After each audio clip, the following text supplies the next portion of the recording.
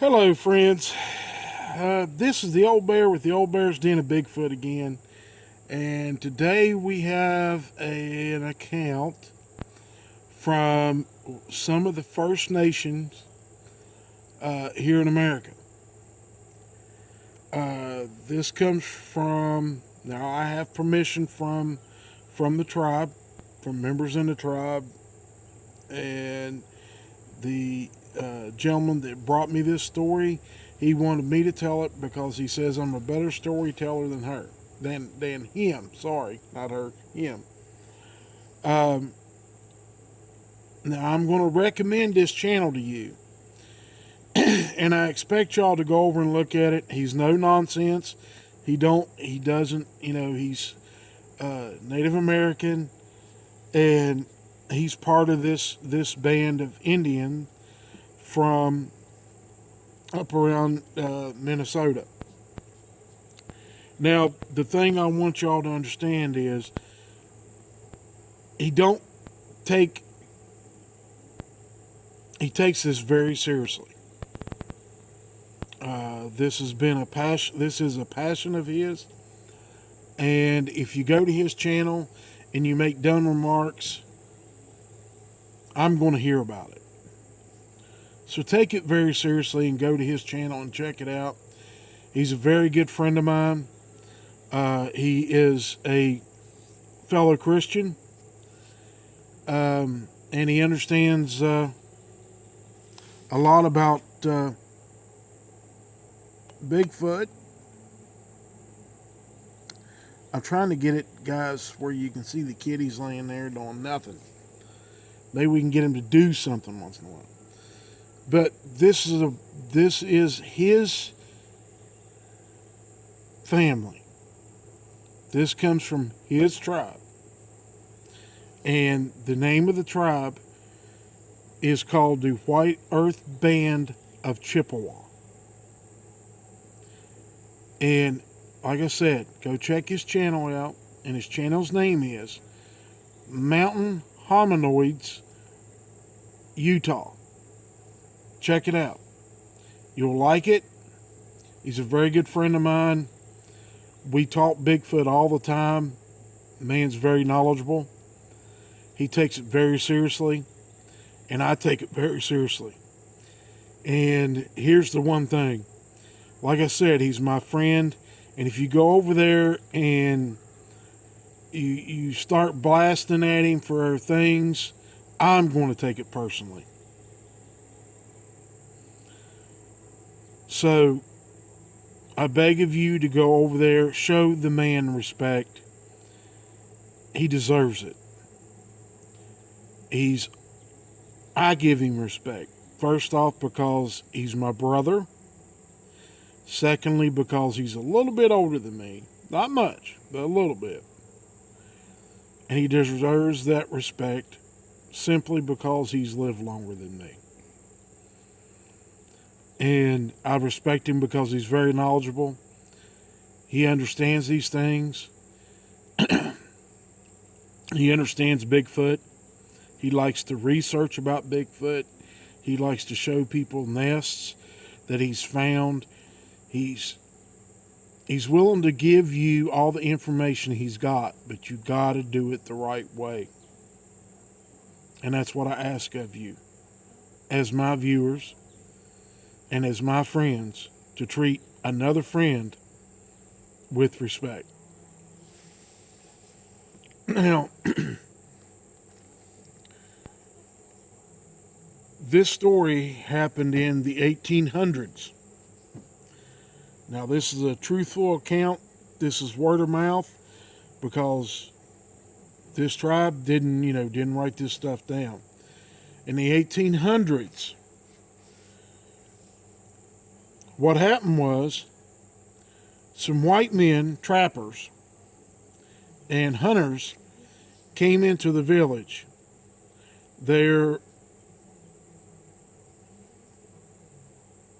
And they were asking, trying to bargain a way into where, trying to get information out of the tribe and out of the people there to where they could get, the biggest beaver, the deer, elk, anything that was in there. And so they could trap and, get pelts and make a good living with the off the pelts.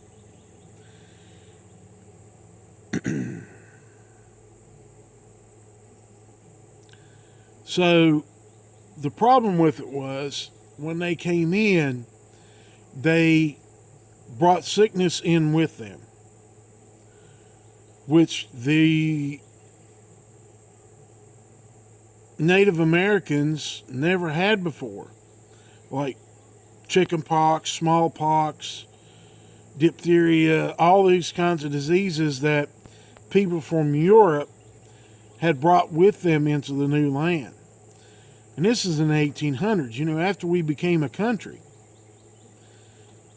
And, they were pushing westward from the east, and they come into this area, and the Indian tribe said, yeah, we'll help you out. And they were being very courteous to these men. But then when the men got greedy, they left with what they had and then came back again. And this time they brought sickness with them.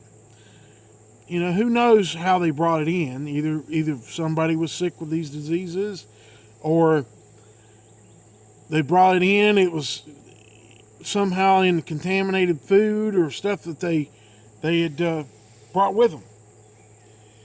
And a lot of the people died because of this, because they've never had these kinds of diseases before. So,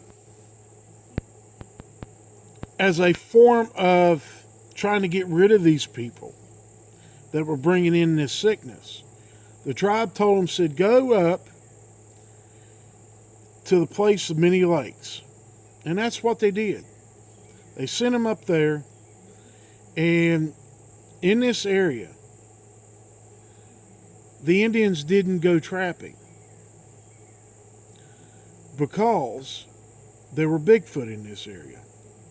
And they were big Bigfoot. When I say big, 8 foot would have been a norm, and 10 foot would have not been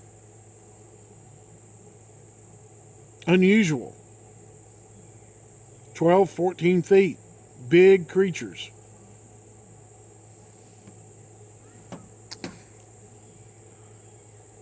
Now, once they sent these people up there,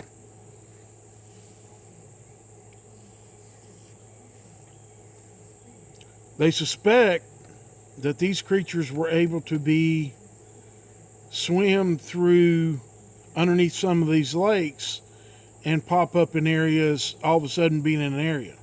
Because there was caverns, they believe there's caverns that were connecting the lakes. And these creatures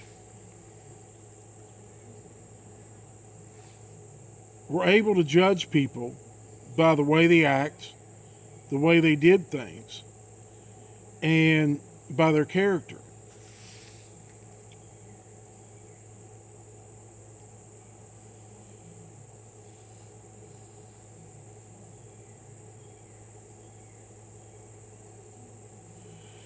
And the thing of it was a place of the 1,000 lakes. So once these people went in there, they started disappearing. The other hunters and trappers that were in there couldn't find these people, and they were starting to disappear. Well, one guy from Illinois, he had traveled with Daniel Boone.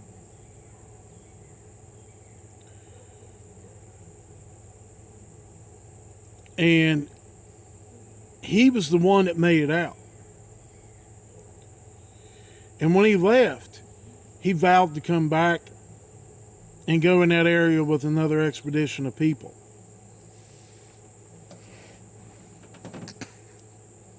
The problem was, the people he brought were of ill character. Meaning they would do anything to make money. That's all they cared about. So when they went in there, those people started disappearing.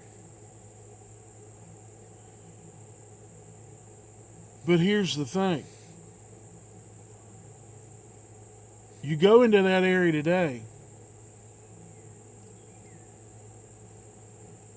and you could disappear. There's been quite a few disappearances in an area.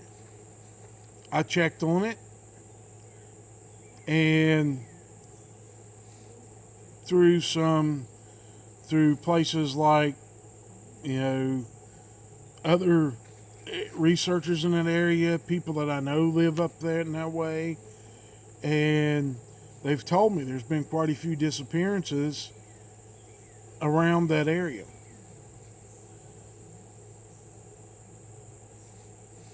So that's a little bit of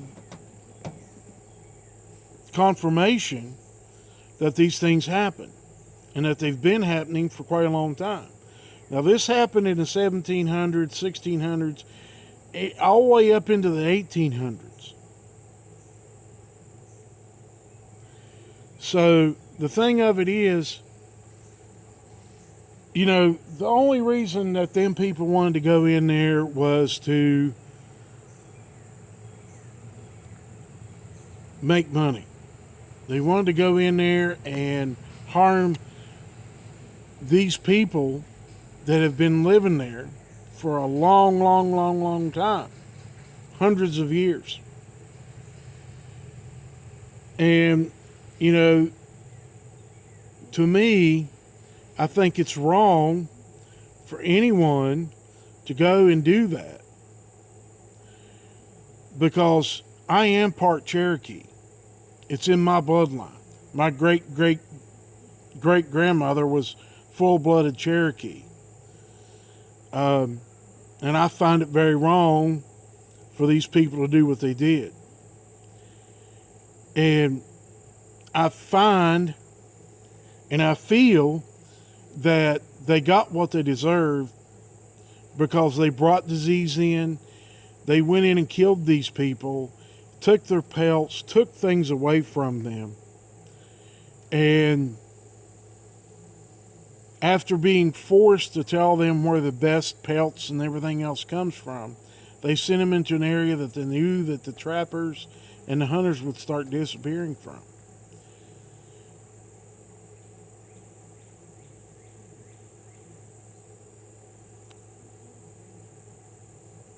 I don't think it's right that they got revenge upon these people, but I don't think it's right for someone to come in and kill your families, kill these Native Americans like they did, and just so they can go make big dollars.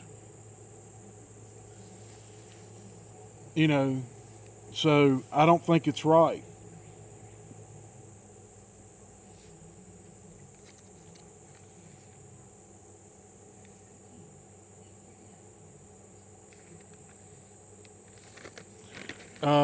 From the story, a total of about 16 people disappeared out of those hunting parties that went in there.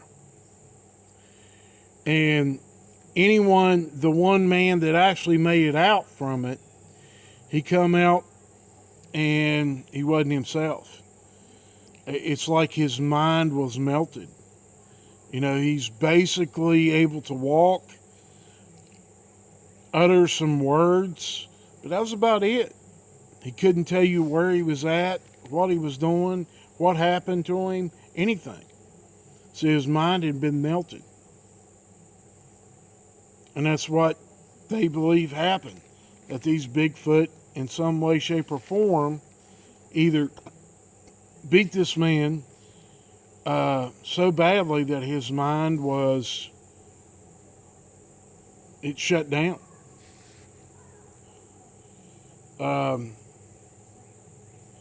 And at a later time, the Lakota tribe, or in an earlier time, the Lakota tribe had came in there and went to war with the White Earth band of the Chippewa. And they hid from the Lakota because they were a warring tribe. And they hid near the lakes for protection.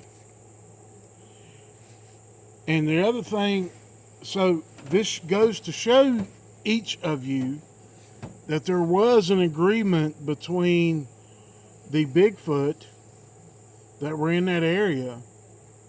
They protected the people. And they protected the people from harm from anyone that came in there to harm them people.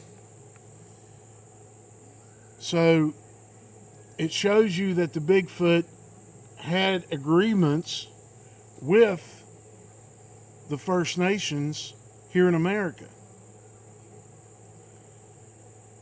And, you know, all this stuff that goes on today, there's still people that come up missing in those areas. And there's people that come up missing all over the U.S. The thing is, the First Nations are not in their traditional areas now. Most of it is white people, black people, Asian, from Japan, China, places like that. And these people go out into these areas and they don't know that there's Bigfoot there. They don't believe in Bigfoot. And the reason I'm telling you this story that was given to me from this nation, these people that lived in this area, around the Thousand Lakes area of Minnesota, is to show to you that if you've got bad character and you go out in the woods and you mean to do someone harm, you may not come back. Bigfoot can tell what your character is. And I'm trying to tell everybody that these Bigfoot can think on the same level as you do. But the bad thing is about Bigfoot, if they get angry, they throw a temper tantrum. It's like dealing with a 5-year-old kid you just took their prized little doll away from, or their favorite little toy. And you know how kids will throw themselves on the ground, pick stuff up, throw it, hit you, and everything else. Well, when a Bigfoot does that, you're not going to survive it. 9 times out of 10, you're not going to live. And if you do, you're beat up so bad, your mind shuts down.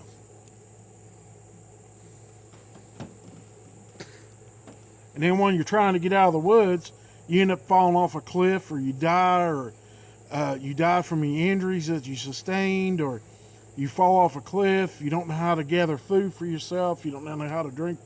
You don't know how to go to a stream and get water so you can drink. All this stuff happens to you. And I'm trying to explain to you why people disappears today. I mean, come on. Most people have a cell phone. It's got a GPS signal on it. These people shouldn't disappear. What happens to their phones? They get crushed. They get destroyed. No more signal. They can't triangulate where you are. It's not because they fall off a cliff. It's because Bigfoot is defending its territory against someone that has bad intentions towards the animals, towards these creatures. And this story illustrates that. And that, I'm going to leave it at that and let you think a little bit about it. And like I said, go to his channel, Mountain Hominoids, Utah. He lives out there. He researches the Bigfoot out there. He's seen structures. He's seen places they've built to live in. He's seen all this stuff. He's seen Bigfoot. Big Bigfoot. Go listen to his channel. And there's one other thing I want to tell you. On his channel, his logo shows a Bigfoot depicted carrying a man off in a bag.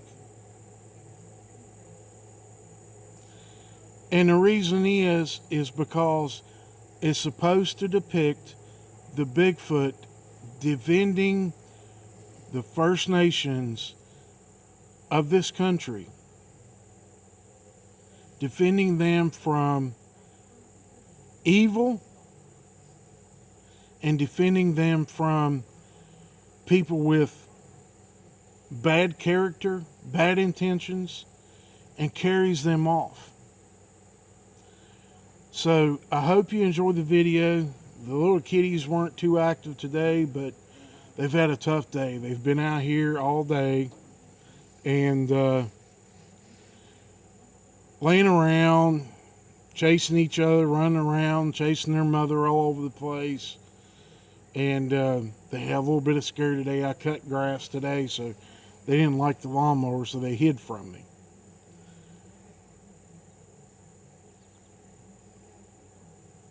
But I hope you enjoy this video, and I hope you understand.